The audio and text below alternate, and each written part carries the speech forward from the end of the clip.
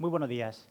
Si a ustedes les pregunto cuál fue el último evento geológico con potencial destructor que se recuerda en la península ibérica, ¿serían capaces de decirme solamente uno? Muy probablemente no. Seguramente algunas personas recordarían el terremoto de Lorca del año 2011 como un evento con potencial destructor. Pero si a todo el mundo le enseño esta imagen por satélite sacada de Google Earth, seguramente sean capaces de reconocer que ven en la imagen. Es el estadio Santiago Bernabéu, que tenemos apenas unos metros de aquí. ¿Qué quiero decir con un estadio como el Santiago Bernabéu? Bueno, quiero decir lo siguiente. Cada año mueren 40.000 personas en eventos geológicos, en eventos potencialmente destructores. Esto quiere decir que cada 2 años muere suficiente gente como para llenar el Santiago Bernabéu. Esto es una cifra realmente inimaginable y realmente terrible. De hecho, hay años realmente trágicos y realmente terribles en los cuales muere 5 veces la capacidad del Santiago Bernabéu en tan solo un evento geológico. Por ejemplo, creo que todos recordarán el terremoto de Sumatra del año 2004 o el terremoto de Haití del año 2010, que fue muy destructor. Murieron 200.000 personas en apenas unas horas. O un terremoto como el del Tíbet, que mató a más de 80.000 personas en apenas unos minutos, no solo por el terremoto, sino por todos los fenómenos asociados. ¿Qué son los riesgos geológicos que vamos a tratar hoy? Hay 3 riesgos geológicos principales de los que vamos a hablar hoy, que son los que más muertes causan en el mundo, especialmente en zonas vulnerables, en países en vías de desarrollo y en el tercer mundo. En primer lugar, tenemos los desastres geológicos relacionados con los volcanes. Los volcanes muchísimas veces los relacionamos con estas aberturas que aparecen en la superficie de la Tierra, que lanzan lava incandescente, que muchas veces son incluso turísticas y visitables, pero no todo se reduce a eso. Hay muchísimos fenómenos como la caída de ceniza, por ejemplo, o los lahares, que son inmensas coladas de barro que son capaces de arrasar grandes zonas del territorio en apenas unos minutos. Luego tenemos los fenómenos sísmicos, que son los terremotos. En España, por ejemplo, tenemos muchísima suerte. Aunque es una zona sísmicamente de una actividad moderada, en las últimas décadas no hemos tenido ningún terremoto destructor, aparte del de Lorca, y que fue de una magnitud muy moderada y que desgraciadamente tuvo los efectos que todo el mundo conoce, pues por cuestiones muy concretas, especialmente relacionadas por la construcción y por el lugar donde ocurrió. Y, por supuesto, también tenemos los deslizamientos. Los deslizamientos son uno de los fenómenos geológicos menos conocidos, pero son uno de los más mortíferos. Estos ocurren en las laderas de las montañas cuando una gran cantidad de material baja ladera abajo y es capaz de arrasar grandes cantidades de superficie, cerrar carreteras, incluso llegar a cubrir pueblos enteros. Esto es una cosa que muy poca gente conoce, pero que realmente ocurre en el mundo y que es capaz de causar una gran destrucción y una gran mortalidad. Uno de los grandes problemas a los que nos enfrentamos en el siglo XXI y que eran inimaginables de poder resolver hace unos años es la predicción de estos fenómenos con un tiempo suficiente como para evacuar o mitigar sus efectos. ¿Pero qué entendemos por predicción hoy en día? Si alguien me pregunta si somos capaces de poder predecir cualquier desastre geológico, por ejemplo, para hoy a las 4 de la tarde, le diré que hoy por hoy es imposible. Sé que muchísimas veces, después de que ocurra un evento de este tipo, sale muchísima gente en los medios de comunicación diciendo que lo habían predicho, pero eso hoy por hoy no es cierto. De hecho, hoy por hoy la predicción se limita a un número de posibilidades de que ocurra un evento dado en los próximos años. Es decir, por ejemplo, hoy hay un 30% de posibilidades de que ocurra un terremoto de una magnitud dada en este lugar. Eso, evidentemente, no es suficiente alerta como para poder evacuar una población o para poder tomar medidas que sean capaces de corregirlo. Pero estamos cada vez más en el camino certero para poder empezar a hacer predicciones con una mayor fiabilidad. Perdón, que se me han pasado las diapositivas. Hoy día estamos prediciendo con muchísima fiabilidad las erupciones volcánicas. ¿Por qué?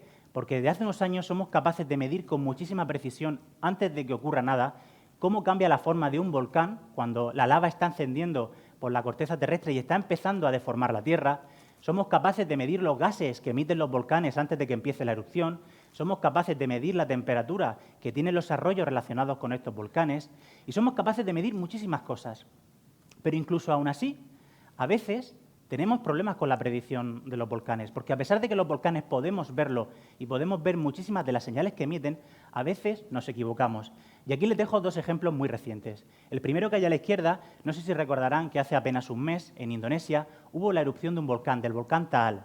Bueno, pues los científicos fueron capaces de dar a tiempo la voz de alarma y de empezar a evacuar las poblaciones cercanas para evitar que la caída de ceniza provocara muertes, bien por el derrumbamiento de los techos, porque el peso de la ceniza hace que muchísimas casas colapsen, o bien por los problemas respiratorios. Pero, sin embargo, en diciembre del pasado año en Nueva Zelanda hubo una erupción volcánica en un volcán en una isla que se llama White Island, al norte de Nueva Zelanda, y que mató a 20 personas. ¿Qué pudo pasar para que una cosa fuera predecible y la otra no? Pues realmente no lo sabemos. Todavía hay muchísimas cosas que, por desgracia, se nos escapan a la hora de predecir los riesgos volcánicos. Pero podemos ver cómo ya hay casos en los que somos capaces de predecirlo, aunque todavía hay algunos que se nos escapen. Luego tenemos los deslizamientos. Los deslizamientos son realmente terribles porque muchísimas veces ocurren en los extrarradios de las ciudades más pobres del mundo, en zonas muy lluviosas y donde las laderas son muy inestables. Pero gracias a los satélites más modernos somos capaces de empezar a medir cómo se mueven las laderas de todo nuestro planeta prácticamente a diario. Somos capaces de ver los deslizamientos más pequeños, de apenas milímetros, y de dar una señal de alarma cuando empezamos a ver cómo esta ladera comienza a moverse hacia abajo. ¿Cuál es el problema? Que todavía hoy no somos capaces de poder analizar todas las laderas del mundo simultáneamente, porque se requiere un gran poder de computación, muchísimos ordenadores trabajando simultáneamente. Pero poco a poco lo estamos consiguiendo.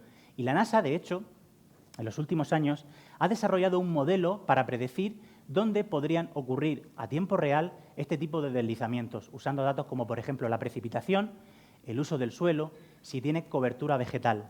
Pero, desgraciadamente, estos modelos todavía no funcionan para hacer una predicción temporal muy certera y a veces incluso avisan después de que haya ocurrido, porque todavía no conocemos muy bien este tipo de fenómenos, cómo funcionan y qué los desencadenan.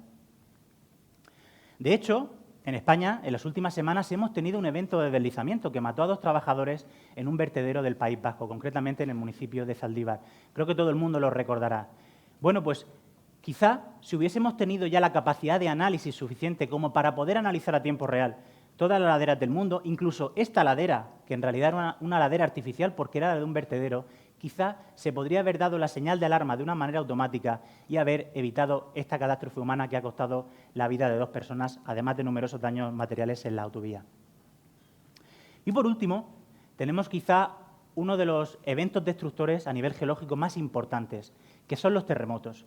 Los terremotos son uno de los eventos más destructores que ocurren por una razón principal. Primero, porque afectan a una gran cantidad de terreno, a un territorio muy grande. Por supuesto, porque también ocurren muchísimas veces en zonas donde la calidad de la construcción es muy mala, en zonas muy pobres y que, por lo tanto, afectan a muchísima más gente. Además, los terremotos en muchísimos lugares son capaces de venir acompañados por el tsunami, lo que encima amplifica el potencial destructor de estos eventos geológicos. Pero en los últimos años estamos avanzando muchísimo gracias a los ordenadores y al uso de la inteligencia artificial.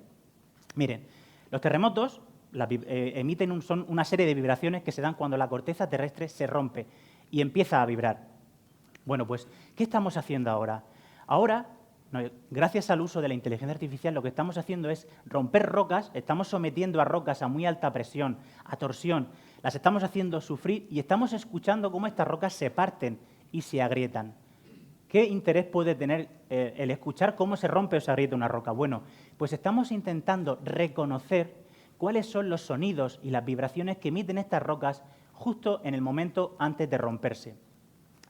Con todos esos datos, nosotros empezamos a ser capaces de empezar a escuchar señales precursoras de los terremotos y que nos permitan hacer una predicción.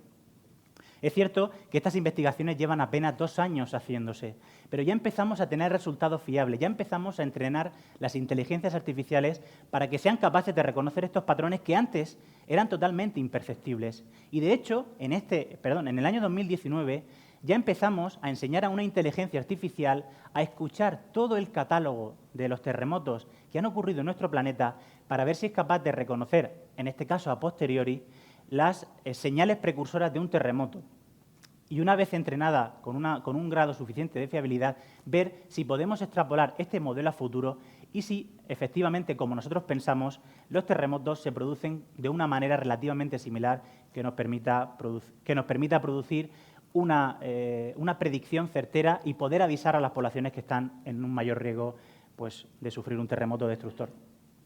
De una manera parecida a la que, por ejemplo, cuando vemos una canción escrita sobre un pentagrama y vemos unas notas de música, es decir, nosotros intentamos reconocer estos patrones, intentamos continuarlos de tal manera que sepamos cuándo va a llegar esa nota, que sería el terremoto, y poder dar la señal de aviso. Y esto es fundamental, porque gracias a todas estas nuevas tecnologías vamos a poder evitar muchísimas muertes en el mundo, especialmente en países en vías de desarrollo. De hecho, para que se hagan una idea de la dificultad de la predicción sísmica que supone hoy en día, uno de los mejores modelos que hay de predicción de terremotos es el modelo norteamericano, este que ven en la pantalla. Como mucho, es capaz de darnos la probabilidad de que ocurra un terremoto de magnitud 6 o de magnitud 7 en California en los próximos 30 años. Es decir, imagínense la fiabilidad que tuviese que saliese el hombre del tiempo en la televisión y dijese que dentro de 30 años o de aquí a dentro de 30 años podía llover. No tendría ninguna, ¿verdad? Bueno, pues hoy en día los mejores modelos están llegando a este nivel, pero pensamos que en los próximos años, gracias al desarrollo de la inteligencia artificial, van a mejorar muchísimo y vamos a poder hacer predicciones muy fiables. Hace 200 años, aproximadamente, ocurrió la fundación de la geología moderna, tal y como la conocemos. Y uno de los padres de la geología, Charles Lyell, dijo que el presente era la clave del pasado, porque con lo que estaba ocurriendo hoy en día sobre nuestro planeta, podíamos entender el pasado que estaba escrito en el registro geológico, en las rocas, en los fósiles, en los minerales.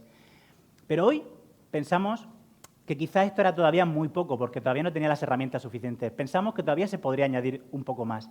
Y pensamos que el pasado, en realidad, es la clave del futuro, que intentando escuchar cómo se rompen las rocas hoy o cómo se han roto con todo este registro que tenemos, intentando entender cómo han funcionado los deslizamientos en otro modelo o cómo han comenzado las erupciones volcánicas y qué señales ha habido, nosotros vamos a poder hacer modelos que sean capaces de predecir los riesgos sísmicos y así ayudar a salvar la vida de muchísimas personas. Muchas gracias.